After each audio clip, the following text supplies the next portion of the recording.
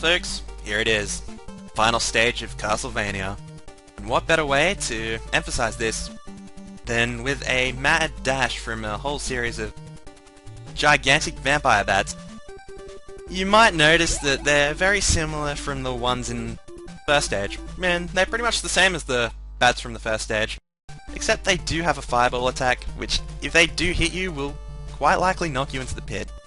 You can just dodge them easily by jumping when they sweep at you, or just keep moving in general. It's the old Castlevania 3 clock tower trick, just keep moving and you got really nothing to worry about. This stage overall is very short, but it does involve a very long boss battle at the end, and just due to the lack of length, so to say, of the stage, I would say this is probably easier than stage 5, just as long as you are correctly equipped.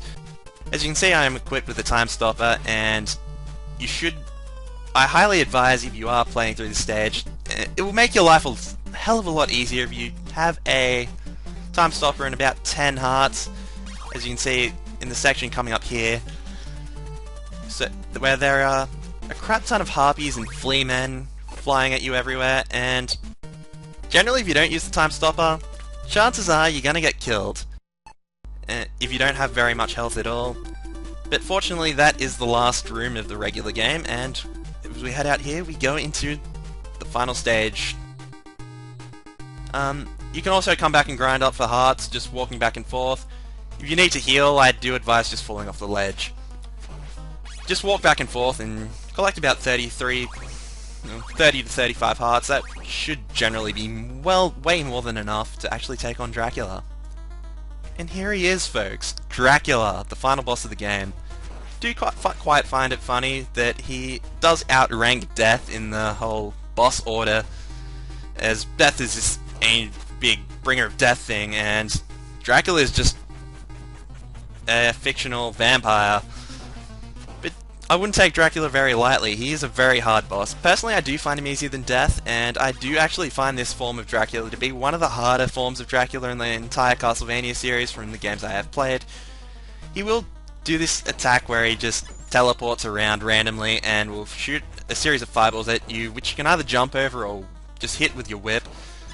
My timing in this section was really poor and I almost died here, but I do advise trying to stay at above half health if it's at all possible, because this isn't the only form of Dracula. And Dracula also likes to do my personal favourite attack of when he teleports just right on top of you and gives you no real chance to move. It's especially worse when you're in corners. It's also highly advised that you stay on the edge of your whip range, just so you can get a few more milliseconds of time to actually get the whip hit on the fireballs.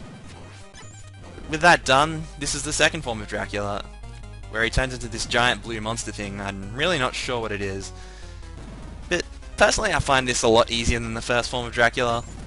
His patterns are pretty predictable, in which he'll do a little jump attack and then usually fire the fireballs as the first form of Dracula did. Although if you do just keep hitting him with a cross, and he won't actually fire them.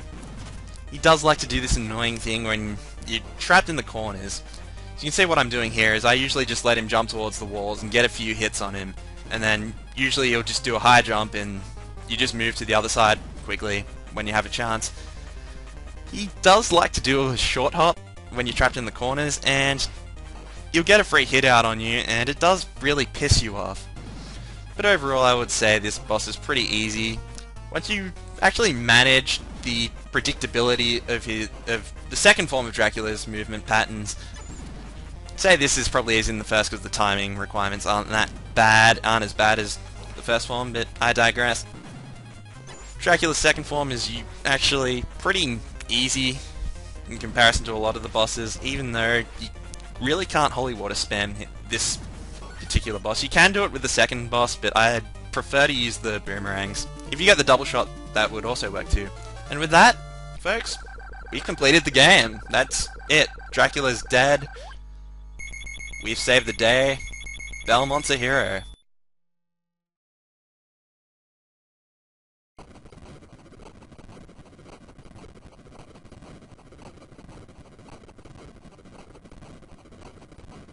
and Dracula's castle collapses. It's also funny with the credits. Bram Stoker instead of Bram Stoker's Dracula. There's also Christopher B instead of Christopher Lee, who is the actor who played the original Count Dracula, believe it or not. There are a lot of references towards horror movies. Boris Karloff, who played Frankenstein's monster.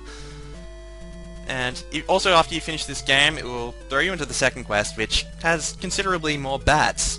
But other than that, that's pretty much the LP, folks, so I hope you enjoyed watching, and see you guys later. Good night, folks.